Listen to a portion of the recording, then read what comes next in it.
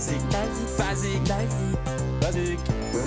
Basique. La banane fait son grand retour. Non, pas le fruit, mais cette petite poche en tissu qu'on porte autour de la taille avec plus ou moins d'assurance. Avec le retour des années 90, la banane est devenue le must-have de 2018. On la retrouve autour de toutes les hanches, aussi bien dans la rue que dans les défilés. On l'a vu chez Gucci, Prada, Ferragamo, Marc Jacobs ou encore Alexander Wang. Née dans les années 80, la banane est synonyme d'accessoires kitsch pour frimer sur les pistes ou visiter les pyramides d'Égypte. On y fourra à la va-vite son tube de baume à lèvres fluo, un passeport écorné ou encore les devises du pays visité. Elle se portait flashy et elle craignait.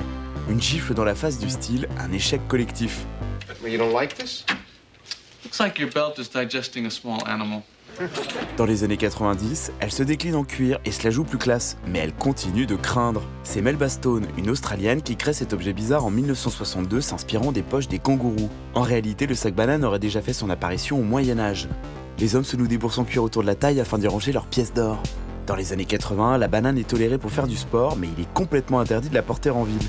Dans les années 2000, Lacoste intègre la banane à ses collections sport et très vite, elle devient l'accessoire des jeunes des quartiers. Synonyme d'argent facile, on y range des substances prohibées, un couteau au cas où et quelques billets de 500 francs. Les dealers y stockent leurs extasies à écouler en rave party.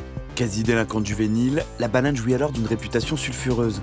10 ans plus tard, en 2009, quand Karl Lagerfeld la rehausse de tweets sur ses silhouettes bon chic bon genre, ça passe nickel. En 2017, la marque de streetwear Supreme mystérise le marché du luxe avec sa banane en collaboration avec Vuitton.